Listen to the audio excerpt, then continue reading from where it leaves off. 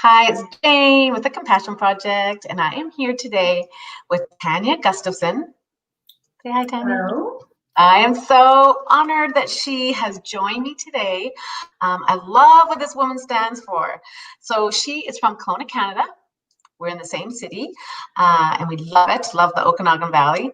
She is married to her husband, Brian, for 23 years, and she has 3 grown children, Brandon, Ashley, and Brittany. And Tania is an incredibly driven woman, and she is passionate about sharing the benefits of balanced nutrition and exercise with the world. We all need more help. That's what I know. She is a speaker, a columnist, and a certified nutritionist and fitness coach. And she has been active in the health and fitness industry since 1986. In the spring of 2017, Tania earned the title of Master Nutrition Coach through Venice Nutrition and the International Board of Nutrition and Fitness Coaches. She is one of only 5 health professionals licensed and certified in Canada to coach a proven 3-phase program of blood sugar stabilization. So not dieting. Thank you, Tania. I was just like, I really need to learn about this. So today Tania's going to help us give some tips on how you can get back on track and get rid of that, call it the COVID-19 pounds. I'm going to say I definitely have gained 5, and I know it's not a lot, but it just makes you not feel good, right? Right. Yes. So welcome. I'm excited you're here. And I would love to start on just you explaining how you got into the industry of 1986. Like, what motivated you to join this industry? Great. Thank you first for having me, Jane. This is a wonderful opportunity to share more about health, and what better time than right now to talk to people about health, right? So yeah. I love what you're doing here with the Compassion Project and bringing so many people on. So thank you for having me. I feel so blessed. Oh, you're welcome.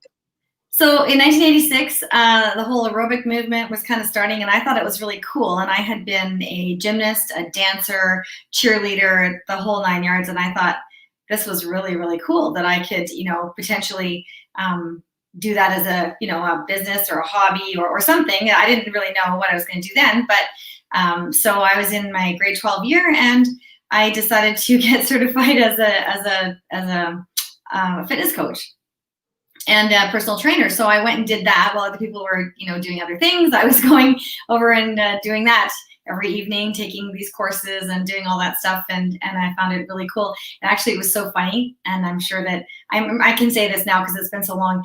But one of the teachers at, I went to Rutland Senior here, and one of the teachers at the time, the men coached the boys' PE class, and the ladies had the girls, and so the gentleman who was teaching the boys section, he's like, because aerobics ended up to be part of the curriculum, and he's like, I don't know how to do that. I can't do that.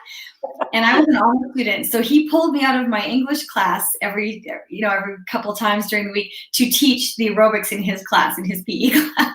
Oh wow! It was pretty funny. I don't think anybody can do that today, but it was pretty funny, and I thought I was pretty honored, right? That was pretty cool. But so that's cool, because that could have given you that wanting to teach, like giving you that. Yeah, no, absolutely. And I just loved it. And so I volunteered. I did a lot of teaching fitness around Kelowna here. There was a spa down on Sutherland. It's closed down. It's not there. I taught other places. And then I volunteered at the Y for almost 20 years. So it just kind of, I got married young, and then I started having my kids. And so it worked out really well. I could do the stay-at-home mom thing, and I could volunteer at the school, and I could volunteer at the Y, and I could do all those things, and I could still keep myself healthy and fit, and still stay connected to that industry. And so that's kind of where that whole thing all started. And so that's my base. And it's really interesting how even as an 18, 19, 20-year-old teaching classes, people, 10, 20, 30 years my senior would come to me and ask me health questions. And so I was like, ooh, okay, so I got to start looking at these things. I have to start, kind of researching. I have to start educating myself a little bit more. I mean, some questions obviously about body physiology I can answer right away. Other things more like health, nutrition, diet, those kinds of things. Then I was like, okay, I have to start looking at that. And so that's kind of where that morphed onto that. But I didn't really do it as a job or anything for many years. Like I said, I had kids, and then I got into helping teaching with special needs. And so I worked with kids in autism and behavior disorders and specialties like that for many, many years as well. And it worked really good when my kids were in school, because I was working at school when they were at school, and I was at home when they were at home. Oh yeah, I actually worked with. I did the same thing. I worked with children with special needs. Yeah, in Alberta, in Sherwood Park. Very nice. Yeah. So super interesting. So what is a Fit Nutrition? That's your company? Yeah. And so can you tell me more about that? Okay, so that FIT stands for Fuel, Ignite, Thrive. So you fuel your body with the right foods, it ignites your metabolism, turns it on, you just get so much energy, and then you thrive through life. So that's where So Fit Nutrition. Now, is that something you do at home, or did you have a place people could go? Was it like an actual? I did have a little office down in Sutherland. I was sharing space at Creative Healing Chiropractic, so I was there for a number of years. And then I just found that I was doing a lot of coaching online with people in different parts of Canada and the US. And so sometimes I'd just be at home on Zoom or whatever. Actually, even before that, I was even on the phone with people. And then so then it turned out to be like sometimes I just have to go into my office for one or two local people. And then COVID hit, and then so everything went online. And so here we are. We just remain online, and everybody's great with it. It actually works really good even for local people, because people are busy. And now, especially that they're back to work too, sometimes they just want to be able to meet on their lunch hour. And then they don't have to battle the traffic. They can just, they can actually eat their lunch and talk to me at the same time, as opposed to having to try and squeeze that in and allow for traffic and all that other kind of stuff. So it works. Oh, it's interesting because people really do adapt. I mean, they do. People, if they can create new habits. I think the hardest part when this pandemic hit at the beginning, we were all in such shock because we were on routine and we had our little life going and we were used to it. And then it's like, okay, you have to recreate a new habit, and then we get comfortable again, right? Yeah, you're absolutely right. Our bodies, physically and emotionally and mentally, we love routine. Our bodies love routine. I mean, if you've ever, been with a little kid, or you have your own kids, that as soon as their routine goes out of whack, chaos hits, we just love that, because our body expects what we're going to give it, and the times and all those other kinds of things with sleep and food and whatever. And as soon as you disrupt that, we don't feel so good. At the beginning, I think it was okay, because at the beginning people were thinking, oh, this is, it's only a kind of couple of weeks, and it's kind of like when we go on vacation. That sort of disruption is great. We're looking forward to that, but we know we're coming back to the regular. But then when that gets prolonged and you don't come back to the regular, that's when the whole what happens, and I think that's where a lot of people we're experiencing the weight gain and the depression and the upset and the whole, what do I do? My gym is closed, or I can't go there, and I can't do this. And so, there's a lot of upset happening for people. So have you gotten busier then since the pandemic, or do you find more, like, I'm going to say women, I know men also, but women do tend to be more emotional eaters, right? Mm-hmm. And okay, age, let's get into this. I'm like 50, 56, and my girlfriends, we talk about this. Seriously, I know I'm not fat. I know that, but it'll just sit right here. And my husband was laughing because I was watching Tania the other day on your group. You've got a Facebook group, Fit. Yeah, 8 weeks ago. She was doing these push-ups, and I was like, oh my goodness, because I have been good, and I've been doing, I told you this, 36 push-ups every morning for 2 years. That's amazing. I didn't like the flabby arms, but my husband says it's not really toning your arms, it's more your shoulders now. I'm like, but her push-ups are like, you do like a lateral, like up. Yeah, it's amazing. Yeah, there's a lot you can do with push-ups. What was that?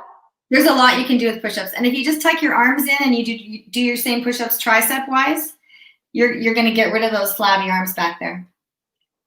Like you doing it this way, you do it this. So if you put your arms in, So like the ones your husband said, you're working more your shoulders. Yeah, that is more shoulders and back, and you do get a little bit of tricep and bicep. But if you bring those wings in and then do your push-up this way, it's you probably won't be able to do 36 unless 36 is pretty easy. But don't be discouraged if you can't do the same amount, because honestly, they're much more difficult. Much. Okay. Because we don't use that muscle very often, you know. So, like, I'm so interested in what you do, but I want to make sure we covered your story, because you went from the YMCA and then you went to work children's special needs, and then from there. Yeah, so like I said, I was always interested in the health, right? I grew up, we had a farm, my dad hunted, we raised our own beef, and you know, the whole farming thing, right? And still yet my mom ended up with cancer. But it's a great story though, because my dad actually was researching on more things, and that was before home computers, researching on things about what he could do to help her. He didn't want her to take chemo. She did. Big, long story, she did anyway. But the only time she wasn't sick is when she followed his advice. And it was all food-based and some supplements and things like that. And so the one time that she decided that she was sick of eating whatever it was that he was cooking for her or whatever, and she got super sick. She was just violently ill for about 24 hours. And so after that, she's like, okay, well, clearly the food makes a difference. So we're back on track. And then she was good, and her cancer's not come back. And that's like 22 years now, I think. Yeah, 20. Oh, wow. Yeah. So her mother, on the other hand, had cancer, 3 different cancers over like 5 times. And she did not make any changes, and she passed away. Oh, wow. So I've seen these things growing up that, okay, and my dad actually was seeing a naturopath when I was 16 years old. He took me to one when I was 16 years old. I don't know if you've grown up in Kelowna, but it was smaller than it is now, obviously. And naturopaths, people didn't even really hear of them then, let alone in a place of under 100,000 people, right? Yeah. So it's interesting growing up, and I didn't really realize how much this had affected me until you get to be an adult, right? You look at all these things that are happening. And so when my mom got cancer, it was right about the time I had my 3rd one. And after my mom had recovered, well, then my youngest one ended up with a blocked colon. She had some interesting digestive issues for, I don't really know how that all happened. I have some suspicions now, but that's a whole other long story. Anyway, so I had to be my own advocate, and I had to be my own nutritionist, my own researcher before. So this was your youngest daughter? Youngest daughter. Oh, yeah. How old was she when she started having issues? About 1.5 years. Oh, really? Yes, and they wouldn't do anything for her until she was waking up crying in the middle of the night. So I've literally told people now, if you have a gut feeling that something's really wrong, you need to lie and get them to do the proper analysis, right? Yeah. So anyway, they're big. So they did that, and they sent me to a pediatrician. She was very nice and everything, but the whole protocol was give her this, and don't stay on these ones too long because it can be addictive. Try this, and then adjust as you need, and come back and see me in 6 months. And that's how that happened. So I was like, and I was noticing patterns of different things that would happen when she ate certain foods. And so I was like, okay, well, and then kind of, I guess that stuff in the back of my mind about my mom with my dad and all those kinds of things about, okay, what was happening? Interesting. All right, let's try this. Oh, that's a bad idea. Okay, let's just pull that out, and we're going to carry on. And so again, not really not computer in the house at that point, really, to do any major research. So it was a lot of trial and error. And then when we finally did get a computer, there was a bit more looking and library and talking to people and different other people and just finding stuff that worked. But I firmly believe now she has no digestive issues now. It took a total of almost 10 years to resolve it. And in roundabout close by around, I guess, close to the end there, because I'd always try and adjust things for her when school was on vacation, Yeah. So she didn't have any issues. And so the last time I did that, I had tried a brand new supplement for myself for a whole other issue. And then I got looking at the properties, and I was thinking, well, this could probably really help her. And so I gave it to her. I pulled her off of everything else because I just wanted to see what it would do. And that was it. We never went back to anything else. That was it. And that sort of catapulted me into looking into more natural supplements. I ended up meeting Mark McDonald. You'll see him on my website. You'll see him in my group and things like that. And I'm a part of his group. And we ended up partnering about 8 years ago. And his whole concept, when I heard about blood sugar stabilization, it was much of what I was already knew to do with food, but I wasn't quite as dialed in. And so, we collaborated there. So and, who is Mark McDonald? Can you tell people who he is? Okay, sure. He is a celebrity nutritionist and fitness coach. He's world renowned. He's been on Dr. Oz several times, repeat guest there. He's got a spot on CNN and HLN News with Sanjay Gupta for the health segment that they have there. I don't have live TV. I haven't for years anymore, so I don't actually watch it, but he's on there. And he's with the Tennis Channel, and he's just been huge since about 1989, early 90s. Oh, wow. Yeah, he's got 2 bestseller books, Body Confidence and Why Kids Make You Fat and How to Get Your Body Back. It's great titles. But that's what happens, when they finally had kids, he's like, oh, other people are dealing with this. Let's make them up. Okay, I do like that title, because I always joke, like, oh, no, I just had a grandbaby. Like, I did. 10 months ago, I had a grandbaby. Right? So. Who is adorable, by the way. I saw your picture. Oh my word, that little face. I know, she's very chubby, very cute. But it's interesting, because when you have this beautiful little baby girl and she's chubby and rolling, like back fat, you're like, oh, she's so cute. And then we're like, oh. That's exactly right.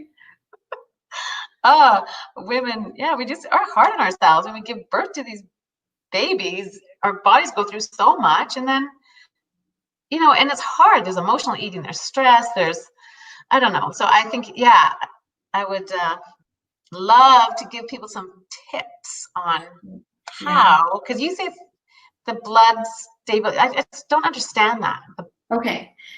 First of all, I just want to touch on any of the moms that are watching, because I'm actually coaching a couple new moms right now as well too. And just an FYI, ladies, it takes about 2 years for your insides to go back to their original positions after childbirth. Wow. Yeah. So if you're having one child and another child a year later, please don't expect that everything went back as it was before. Like, from when you're done, it's going to take a couple years, maybe. Everyone's different, of course, right? But give or take, it's going to take around 2 years for things to go back and settle where they were. Because, it's shifted everything out of proportion to account for a baby, right? Yeah. So you can't be too hard on yourself. That doesn't mean that, you should just sort of give up. But just if things are a little bit weird, or things are maybe not quite the right shape, even though you're doing really good things, just know it will come back. So, yeah. So, yeah. And so the blood sugar, this is all about watching what you eat and the time is of eating. Is that? Sort of. Yeah. It's like eating the foods you love in a way that's going to serve your body, so that stabilizes your blood sugar. So blood sugar is very important. If we and we all know diabetics check their blood sugar, right? That's what they do. They check it reactively though. So they'll check their finger, or whichever unit they're using, and it'll be like, oh, I'm too high, I need to have some insulin, or oh, I'm too low, I better eat something. But if they worked and went preventatively and just learned how to balance their food, every time they checked, they would be in the proper range. And then that is going to benefit them, because their body's not fighting all this up and down, right? And so every time our blood sugar spikes, we store fat. And every time our blood sugar... Okay, this is what I didn't know. Okay. Yeah. Every time your blood sugar spikes, so if you've had sugar... Sugar, yeah, a lot more than sugar, but sugar, too many carbs, too big of a meal, even if it's healthy. Oh, that spikes your blood sugar. Yep, because your body stores fat. It does. Yeah, so it spikes your blood sugar, stores the excess as fat, and in our body's infinite wisdom wants to protect all our internal organs, and so that's why it goes first, right around the middle. Oh, because I do feel like I eat pretty healthy. My girlfriends will be like, you eat so healthy, and I tend to eat later in the day. How important is it to eat breakfast when you first get up? Like, I get up early and I'll do my routine. I do my 36 push-ups, and I do all little meditating. I do this whole thing, and then I'll have half a banana, and then we walk the dog on an hour, 2-hour walk, and then I'll come back and I'll eat 2 eggs, an avocado, tomatoes, or something at 11. And we definitely have coffee in the morning. And then I probably won't eat till supper. Okay. So the other half of the blood sugar spiking then would be the blood sugar dropping, right? Yes. So when blood sugar drops, then your body burns muscle. And so when you do actually get yourself into the balance zone there, I call it the fat burning zone, but you don't have to know the numbers or anything, but when it's in there, then that's the place where your body releases stored fat. So when it releases the stored fat, your muscle needs to take it up and use it as energy. And that's why people, when you turn on your metabolism, people that have a high metabolism, they've always got energy, right? Right. They're never like this. But if you find you get that 2 o'clock in the afternoon slump, or 2 or 3, 2 or 3 o'clock in the afternoon, and people are like fading fast like this, your blood sugar is dropping. That's why it's so busy then, and that's why it's so busy before work, because people skip breakfast. So back to your question about skipping breakfast. So you don't eat all night. Breakfast literally means break the fast, because we haven't had anything all night. So after about an hour, then your blood sugar will drop into that danger zone of burning muscle. So you want to eat within that first hour. And what do you eat to stay balanced? You want to have something, a protein, a fat, and a carb together. So we say PFC every 3. PFC every 3 hours. Every 3 hours. You're going to have it within an hour when you get up, and every 3 or to 4, you can stretch it a little bit, 3 to 4 hours throughout the day up until about an hour and a half before you go to bed. And when you do that, you stay in that fat burning zone. So think about kids. You have kids, right? Grown children, yeah. Exactly, like me. But when they were babies, when they were born, when they first woke up, what was the first thing they wanted to do? Oh, eat, yeah. Eat, right? And then when did they eat again? Pretty soon after, a couple hours later, they're hungry. My grandson is 6, and he eats, he's up, breakfast right away, a snack, a couple hours later, he's hungry, yeah. They do that. And so that's the way our bodies were designed to function. And as we got older, the way our body metabolizes food did not change. We just got to be a bigger person. Right. So when we put something inside in the morning, so you can go to that hour window or whatever. But whenever, so you put that in, and just to make a point there, years ago, like I said, when I first met Mark McDonald, I was pretty much doing what kind of along the same lines of eating small meals and balancing. I knew in my gut I didn't have enough protein, and I was trying to figure out the hows and the whys of that, right? So that was sort of my big motivator. And then so what I did is I added a protein shake first thing in the morning, because I was having my regular vitamins and stuff and going to the gym and coming back, and then I would eat later, right? So I decided, okay, I'm going to have this protein shake before I go to the gym and see what that does for me. And so it was in very short order, wasn't very long, it was less than a month. Just from changing that, not changing anything else, I shaved off 2% body fat. Wow. In my 40s. Wow. Yeah. Okay, because the protein, fat, carb, because if you every 3 hours, protein, fat, carb. So that would be like a protein shake, I guess, using protein powders. Yeah. I wouldn't know what to do every 3 hours. Yeah, so that's people they'll put in a protein shake, they'll make a smoothie, things like that, and trying to get the right balance is good. So a lot of protein shakes are just that, they're just protein, and then you have to know how to add or what to add for your carbohydrates and for your fats, because carbs are good for you, not the processed, white, packaged, backed, things in a box or a bag or a wrap or whatever. But your fruits and vegetables are also carbs. So people, if you didn't know that, fruits and vegetables are your carbs. There's a lot of people I meet that don't know that yet. Eat those ones, So you have something that's a protein, something that's a carb, something that's a fat, and in good portions. And then you put it together, and that stabilizes your blood sugar and gets your body all fueled up, keeps the fat releasing, because your body is kind of like your vehicle. I was compared to this for a number of reasons, but it's like your vehicle that drives you through life, your body. Just like your car in the driveway. If you're going to go to Vancouver, you're going to use a lot more fuel than if you're going to drive to Lake Country. Right. So if you're up longer in the day, you're going to need more meals than if you go to bed early and sleep in. So that's kind of where people, they kind of fall short, where they're like, well, I'm supposed to eat, my trainer said I'm supposed to eat this many meals per day. Well, maybe today that works. Right. I mean, it's a good thing to spread it out for sure. You're getting some good information. But like I said, it takes, if you're up longer, say you're up, till 2 a.m. one night because you're studying, you're working, you've got a different shift, you're doing whatever it is you're doing, and someone tells you, no, you can't eat after 6 p.m. or 7 p.m. Oh, my word. That's a whole other workday length of time. Yeah. Right? Wow. So think about that logically. and put that in and go, oh, because then when our body realizes that we are going to be fueled on a regular basis like that, it doesn't store the fat, it releases it because it knows that more is coming. It knows that more fuel is coming and it doesn't have to save. When you starve it and pull stuff away from it, then it goes, okay. And if it's irregular eating, then it's like, okay, well, I don't know when she's going to feed me or how much. So anytime I get fats, sugars, anything like that, I'm just going to store it because I know that I may not get it.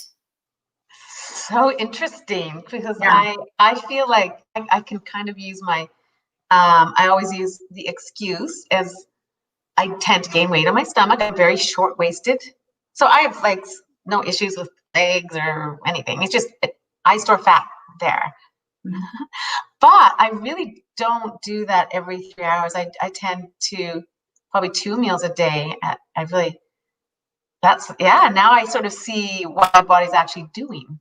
Yeah. So I interesting. challenge you to try that. What was that? I just challenge you to try that. Try putting in a breakfast with some protein in it. It doesn't have to be very much even, but like there are. So early, like if I get up at 6:30, you're talking like by 7:30, I should have something. Yep. Wow. Okay, so I'm curious to know your opinion on the intermittent fasting phase. It's crazy. They say you go to bed, if you go to bed at 10, you don't eat so you would eat at like noon or something. Like it's a big phase. People are thinking that's how they can lose weight. Well, everybody can lose weight on a diet. I'm not going to ever dispute that because it's a true fact. But why do you think there's so many diets out there? They keep trying something else because they can't sustain it. So what I like to tell people is that, okay, whatever you're going to try, whatever you're going to do, whoever you're going to coach with, or whatever advice you take, ask yourself some questions. Say, is this based in science? So the physiology of the way our body works with blood sugar stabilization, science. Does it make sense to you? Do you think you can do it for life? Because if you can't, then why not? You're just setting yourself up to fail.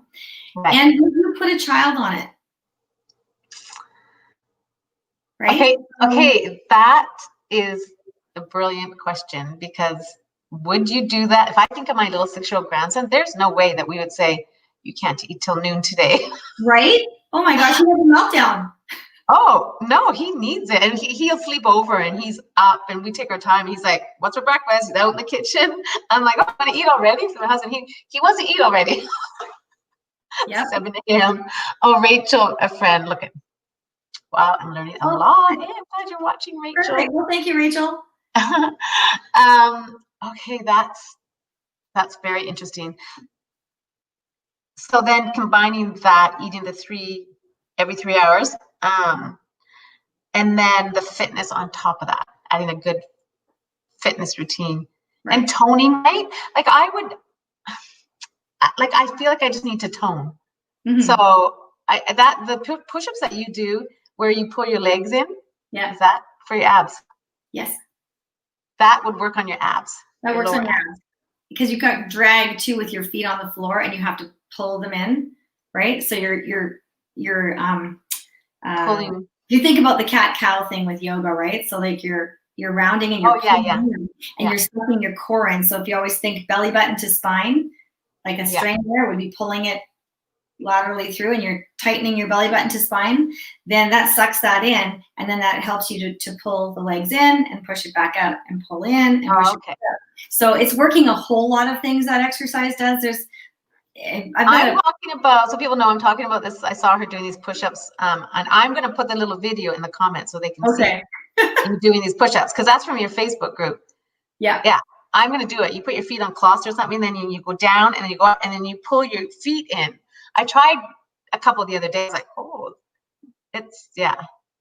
Yeah, I just, because women have typically been known as not being very strong, years ago, I just decided, well, no, that's not going to be me, because we need our upper body strength for whatever, life. And actually, just within the last year, there's a statistic, I'm sure everybody knows, that, people enter a nursing home usually because they've had a fall, right? They've injured themselves and now people can't lift them or can't take care of them. So they need to go to an extended care facility. I mean, their faculties are all there. They just need someone to help them physically, right? So aside from as well as when they're falling, I mean, anybody can trip, but the statistics are that people are hitting the ground because they cannot hold themselves up. They will reach out to stop their fall and they can't support their own weight. Oh, wow. Yeah.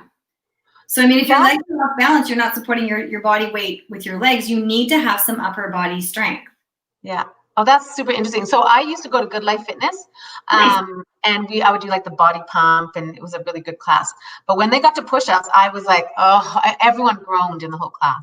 Push-ups were just like, and so I always did them on my knees, and then they go, try a few on your toes. So I would do like 3 on my toes. I just couldn't. So then it was a couple of years ago when it was a grandma moment when I was getting something out of the drawer, and the sun was coming through the window, and I went to pull the drawer this way, and I was like, what is that? The skin. I was literally like, I go into the bathroom. I'm like, what is that? It's like grandma skin. I was horrified. So you just laugh. My husband comes home, and I said, oh my goodness. And like, look at what's happened to my arms, because I hadn't gone to body pump in 6 months or something. And he goes, well, don't walk around like this then. That's a guy answer for you, right? So I was like, oh no way. So I read The Compound Effect by Darren Hardy.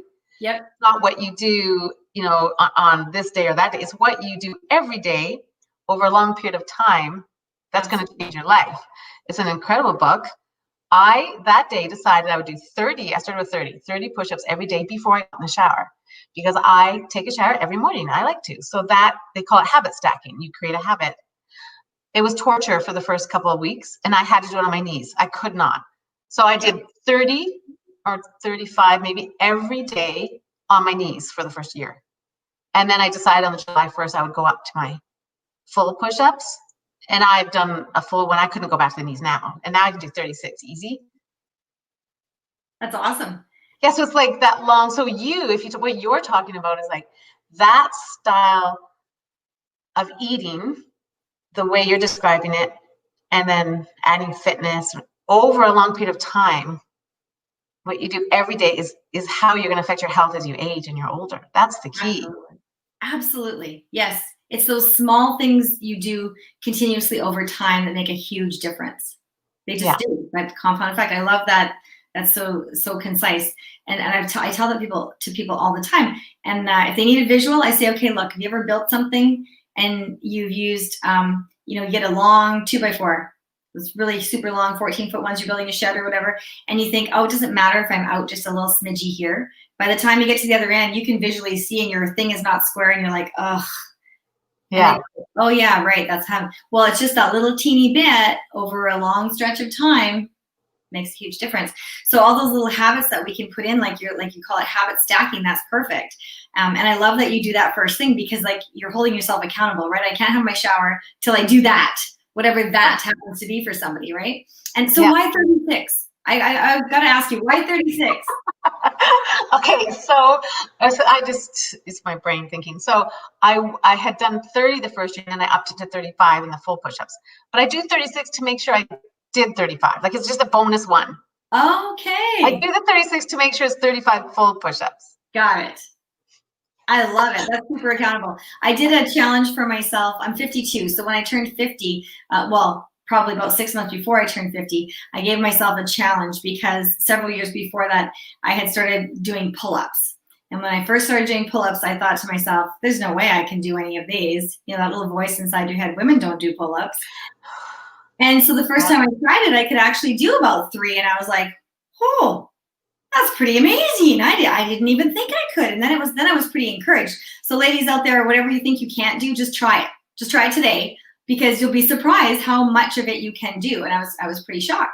So I thought, okay. So then I ended up in a car accident, couldn't do it, worked myself back up to trying some more again, blah, blah, long story.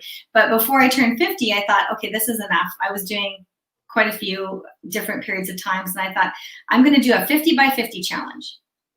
So I wanted to be able to do 50 pull-ups in a one workout session by the time I turned 50. So that year, it turned out my birthday was on a Wednesday. The Monday I was at the gym. My friend from out of town was in town actually, and I thought, okay, I think today is going to be the day. I don't know, we'll see how it goes. And I was doing it. And so I was doing them in groups of 10, because I'm not going to be able to do 50. I knew that, like in a row.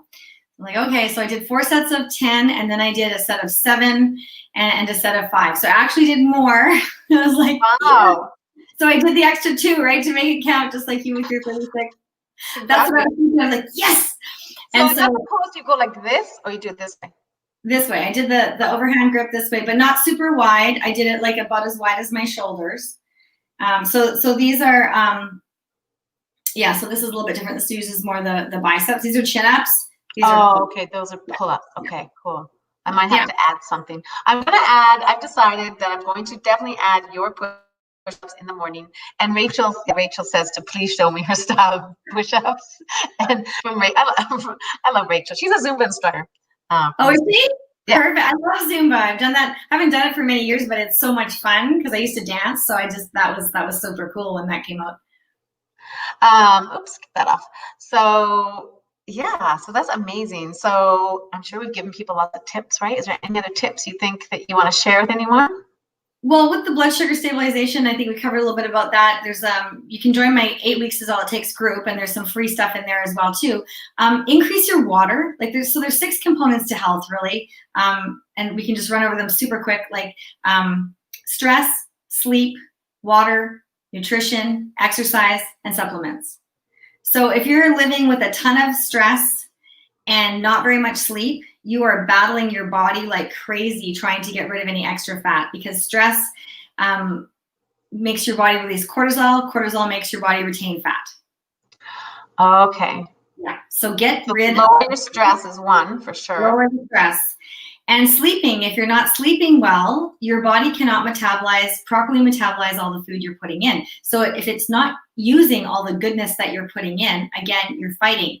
And then you could be nutrient deficient in some areas, because especially if you think, well, I'm eating really well, you're doing better than if you weren't. So don't stop that.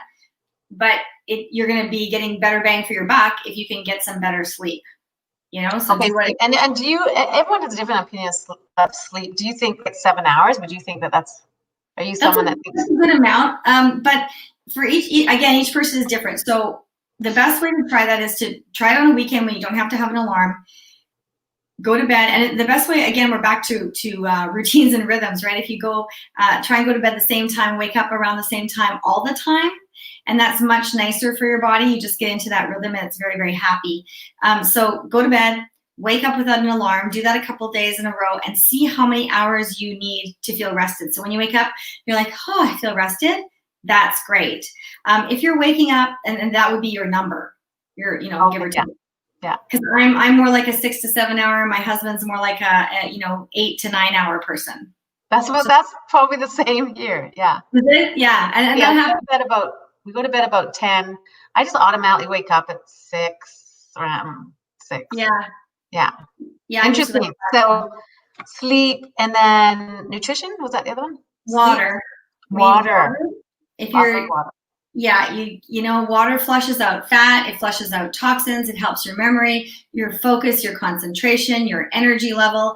And so, that helps people better in their jobs as well too. If you're performing better at work, you're going to make more money. I speak to executives and things like that too. So there's that whole list goes with them too. I'm like, your health is great for you, your family, your everyday life, but it's also great in your business if you're running a business, or even if you're just an employee somewhere and you think, oh, it doesn't really matter. It does, because now you're going to have more energy for when you come home. At the end of the day, with your family, if you're taking care of yourself well, then you have all that energy left to share when you get home. You're not that person that hits the couch and goes, ugh, I'm so glad that the day is done, and then you have nothing left. What kind of a life is that, right? Yeah. So I think it's good to put, I've done some water challenges before, to put like a 2-liter thing of water on your counter, and knowing that has to be empty by the time you go to bed. Exactly. Yeah. 2 to 3 liters for ladies, 3 to 4 liters for guys. Find a water bottle because if you go, oh my gosh, that's like 12 to 16 cups. That's a lot of water. Okay. So get a water bottle. Like I use this one. It's my shaker bottle, whatever. And I know that I have to go through 3 of those a day. 3 is a small number. 12 is a huge number. Right. Yeah. That's how you think about it. Yeah. However you want to think about it. Right. And especially for your kids too. Get rid of the pop, the juice boxes, take them to the store, let them buy a cool, funky water bottle. It's going to cost you less in the long run because you're not buying the juice boxes. And then then they have their cute little water bottle and they're going Yeah. to drink it because they've chosen it. Get them in a habit young to drinking lots of water. Exactly. So And then what were the 6? Sleep, stress, water, and nutrition. Nutrition. So all the healthy vegetables All the and healthy fruits. stuff, yeah. Get rid of the packaged and processed stuff whenever possible. Eat your PFCs every 3, so balancing to keep your body stable. Lean, clean foods, you know, things like that. And then exercise. So your food, your weight is made in the kitchen. Your fitness is made in the gym. And it's about 80-20, you know, like you're going to get your weight loss results are in the kitchen and what you do with that food. And then the fitness is going to back it up. And I'm never going to tell anybody to not exercise. I don't even care if they're not balancing their food. I'm a gym rat. I love it. Do whatever it is you do that you love. That's the thing. You have to do something that you love so that you'll do it.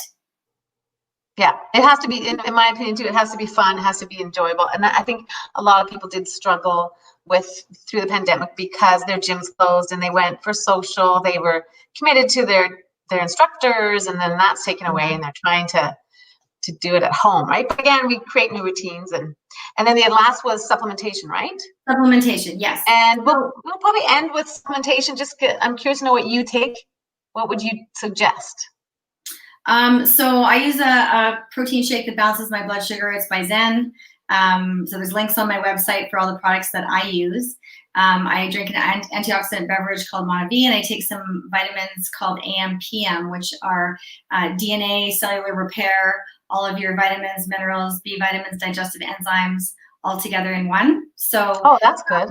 And then I do take a metabolism booster occasionally, and once every 3-4 months I'll do a detox. And so again, it's all natural supplements for that too. And it's not like you stop eating, you just eat cleaner and you put the supplements in, drink lots of water, take out your hard exercise for a week, give your body a little reset, refresh, and it gets rid of all the ick that's been floating around. Maybe the few times that you sort of eat something and you're like, probably shouldn't have done that. Yeah, we all do that. We all do that. Yeah, we do. And how do you feel about wine? Wine is something that you can balance as well too. So you can balance anything. That's the other thing. It has to be a program that works for your life, right? A little bit is fine. Sorry? A little bit of wine's fine. Yeah. So it's best to have it with your food, with the protein. If you want to actually balance it, then pretend it's a piece of bread. And so then you would take out any of the breads or starchy things in your meal, and you replace it with the glass of wine, and then that's the protein and the fat and whatever that's in your meal, the good stuff, and then have your green leafy vegetables, have your salads, have your steamed veg, those kinds of things with that glass of wine, and you are not nearly as likely to spike your blood sugar and put on any weight. Oh, okay, good to know. I had to make sure that I was good with my 1 glass of red wine. Yeah, because drinking a bottle, I can't help you with that. No. But the 1 glass I can do. 1. Okay, well, it's been so fun having you on. You're incredible. I learned so much. So what we're going to do is we're going to put her website and your links in the comments, and definitely we'll post that video, the push-up one, so people can see. They can go to that Facebook page anyway, right? Yep, absolutely. Yeah, check it out. And we'll put the website, the Fit Nutrition website link in there so people can find you. Yes, that'd be great. Awesome. Thank you so much. I honestly really appreciate it. It was amazing. And I'm going to take on your tips next week. I'm going to eat early in the morning. I'm going to try it. Yeah, I would love to hear how that works for you. Give it a try for a couple of weeks and see what you notice, and then let me know. I'd love to hear it. Okay, sounds good. Thanks, Tanya. I appreciate it. Thank you so much for having me. Thanks, everyone, for listening. Bye. Bye.